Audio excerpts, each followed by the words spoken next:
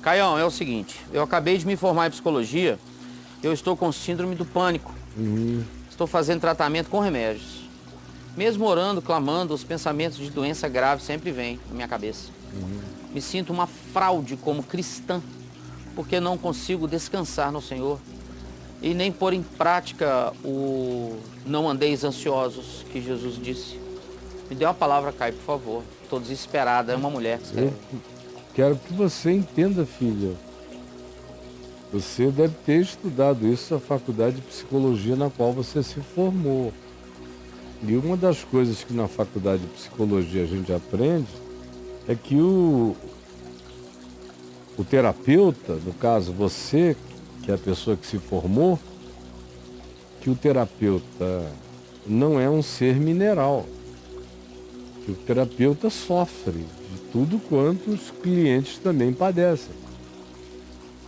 Você veja as necessidades enormes que Freud tinha de ser analisado. Você veja na história de Jung as crises profundas que ele teve, os surtos, precisando de extrema ajuda, e as depressões e os pânicos, nos quais ele mesmo mergulhou durante períodos longos. Isso para a gente ficar só na psicologia, na psicanálise, na terapia. Você é gente. Agora, o problema é que tem a cobrança da profissional sobre você, piorada muito mais pelo acréscimo da cobrança da mulher cristã, que a psicóloga é. Então ela teria razões duplas, segundo ela própria, para não estar sofrendo de nada disso. Razões psicológicas, porque você se formou em psicologia, não foi isso? Foi isso. E a negação, me sinto uma negação cristã. Uma fraude. Uma fraude. Ela usa essa palavra. Fraude cristã.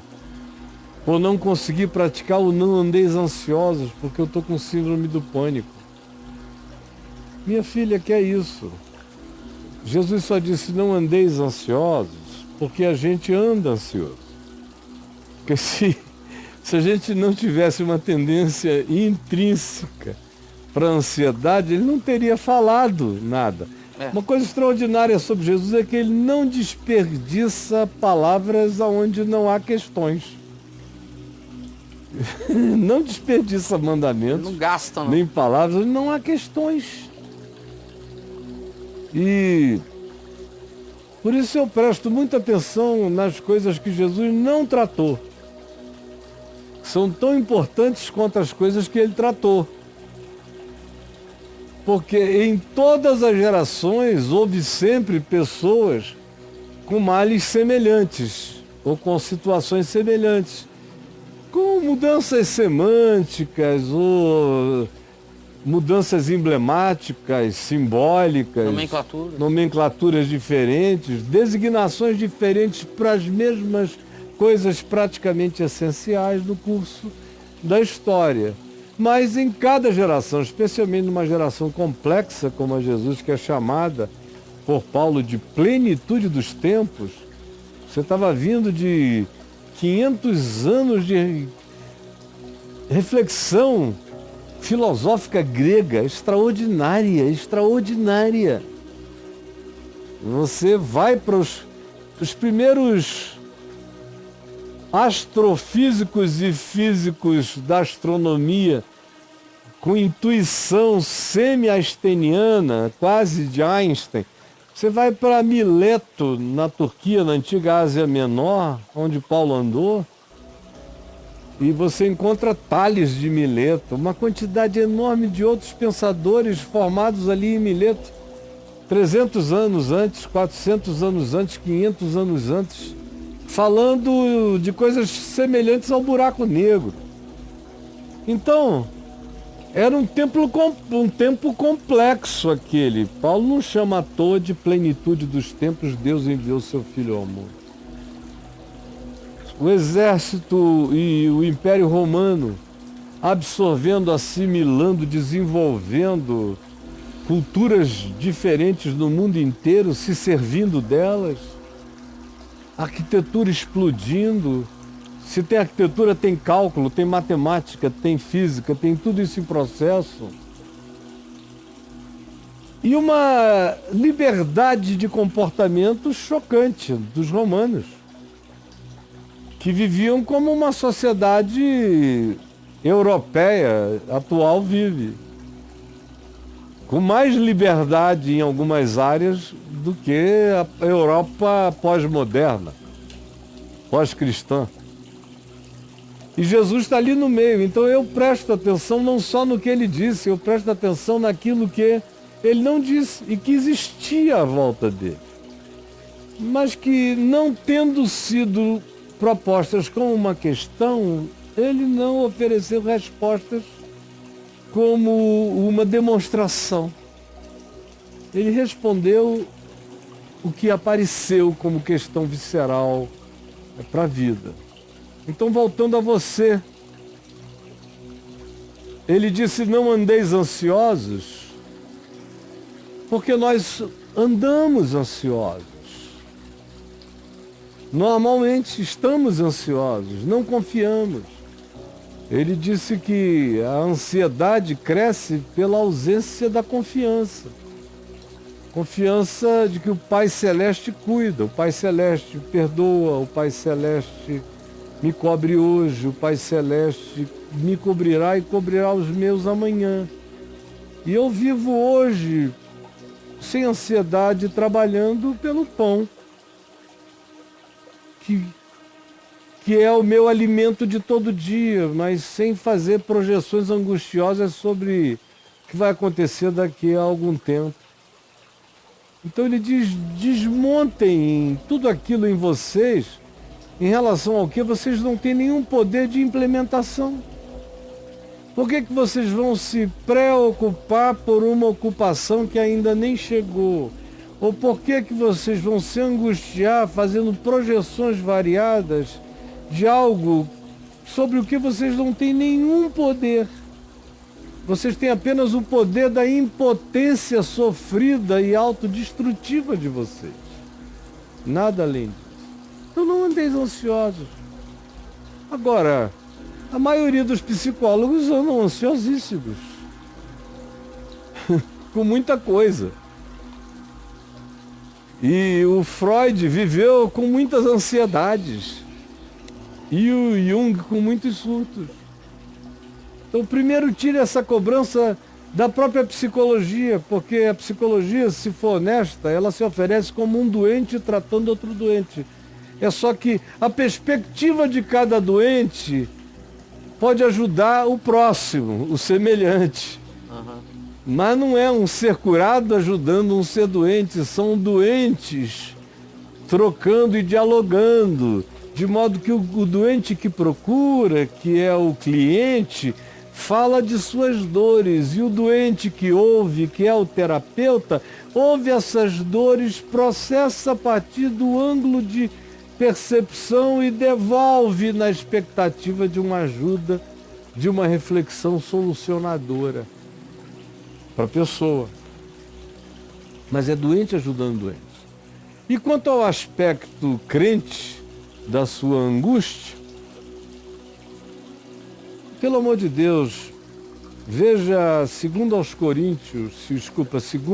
carta de Paulo a Timóteo, capítulo 4.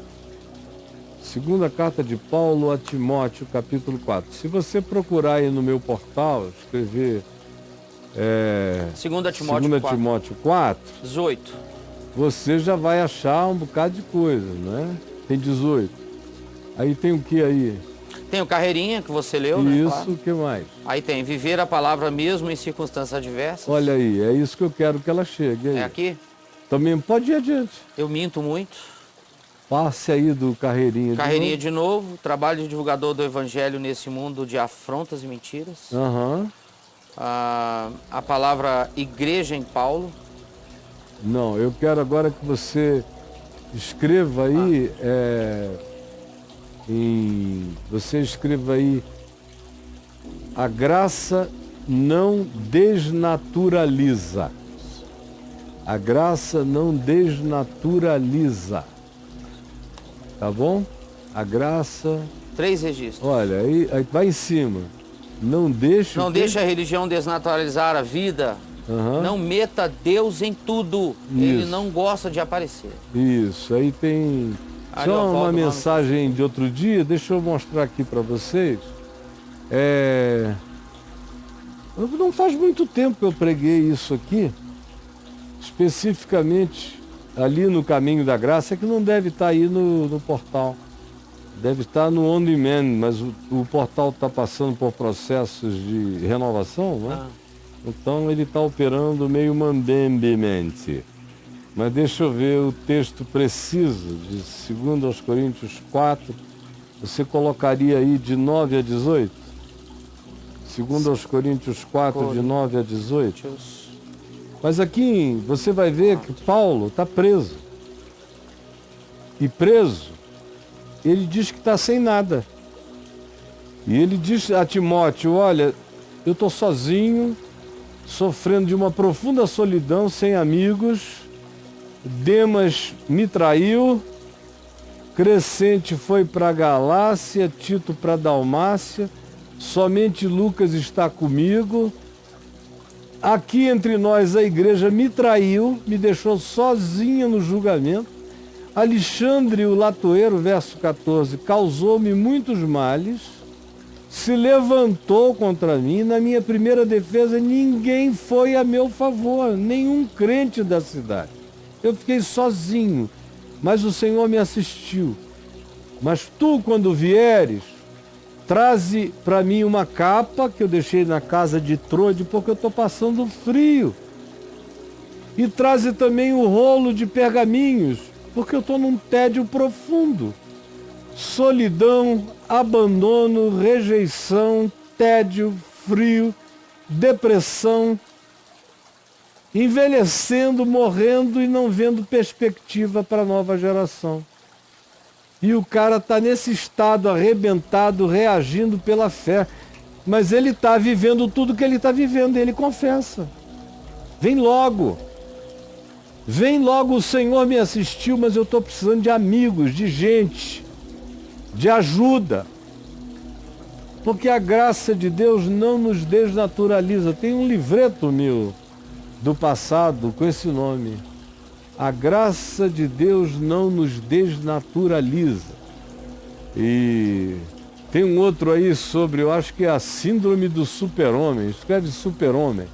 Só super-homem? Só super-homem. Super-homem. Vamos ver se aparece. 137. E agora com um hífenzinho só. Vamos ver se muda a perspectiva. 22. 22. Segredo não confessado de Paulo, estou com os palácios. Isso tudo aí é sobre coisas que as pessoas não têm coragem de dizer e que são comuns na vida da gente. Então dá uma olhadinha aí, minha filha. Mas a sua alegação é que você está sofrendo de angústia e de pânico. E que por causa disso o seu sofrimento aumenta em razão de você ser psicóloga formada e ser crente e achar que crente não pode panicar. Então, primeiro, o teu curso de psicologia foi muito ruim, ou você atrapalhou o curso com dogmas religiosos sobre dogmas religiosos que não te deixaram aprender o básico de psicologia. O básico de psicologia é que a gente sofre. Sofrer faz parte. Sofrer é processo criativo, construtivo. E que o próprio pânico fica extremamente piorado, porque o pânico decorre também de transtornos de ansiedade. O pânico decorre da impotência. O pânico decorre do medo. O pânico decorre de um sentimento de abandono e de orfandade. É daí que vem o pânico. O pânico vem da impressão da não solução definitiva. Ele nos assola, trazendo aquele sentimento de incurabilidade. É isso que faz com que ele se torne imenso.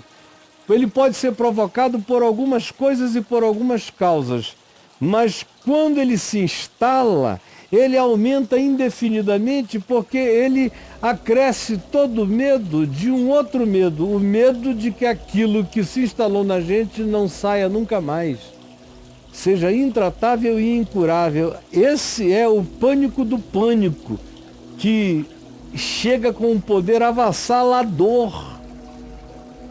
Porque pior do que as causas do pânico objetivo ou subjetivo é o que decorre como efeito do pânico, que é esse medo da incurabilidade, é aquele pavor de que essa coisa não saia nunca mais, de que a gente só tenha no suicídio o último recurso para aquela angústia instalada.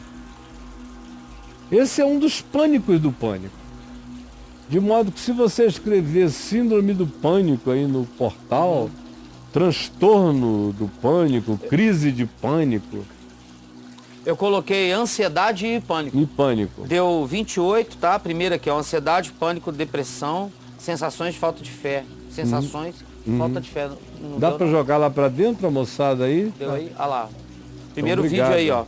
Tem uma doença autoimune, ansiedade e pânico, como achar o caminho do confiante. Aham. Porque tenho que aguentar espancamento. Você quer botar o síndrome Pode botar síndrome do pânico. E aí? Ok, vamos lá. 63, ok? Vão te ajudar se você puser transtorno de ansiedade. Opa, legal. Transtorno de ansiedade. Você vai ver aonde isso vai te levar. Seis registros. 6 registros bem específicos. Olha lá, sofro com transtorno de ansiedade generalizada, depressão, tomo remédio, mas não fico curado. Isso. E tem outros aí para te ajudarem, tá bom? Agora, eu sugeriria, caso você queira, minha amiga, põe aí, Gabriel, o endereço da Ana. Se você quiser conversar com a Ana, minha irmã, pelo Skype, faz contato com ela. Nessa hora é muito bom um doente profissional ajudar um outro doente profissional. Dois doentes profissionalmente se ajudando. Se ajudando, tá bom? É isso aí. Então um beijo para você, minha filha, fica calma, faz o deverzinho de casa que eu te dei, assiste os vídeos, leia os textos, medite no que eu te falei com fé. Porque sem fé, como eu disse ontem, deixa eu me repetir de novo, sem fé ninguém obtém nada. Nada. Coisa nenhuma. Lindo. O cara fica querendo ficar curado sem fé. Sem fé não há rola. cura. Sem fé não há cura. Toda cura vem da fé. Mesmo quando você vai receber um bombardeio de radioterapia ou ingestão quimioterápica, seja lá o que for, você precisa crer. E quem chega ali, chega crendo, dizendo, se Deus quiser, isso vai me fazer bem. Isso é fé, que aquilo vai fazer bem. Creu em alguma palavra de que aquilo era medicina para o bem, essa fé ajuda tanto quanto a medicina aplicada. E tanto maior quanto seja a fé naquele benefício, tanto maior é o benefício que se recebe. A ciência ainda não chegou aí, mas na próxima década ela vai chegar, onde eu estou anunciando aqui, que é a palavra simples do Evangelho posta em prática. Então tem que crer, porque sem fé ninguém toma posse de nada.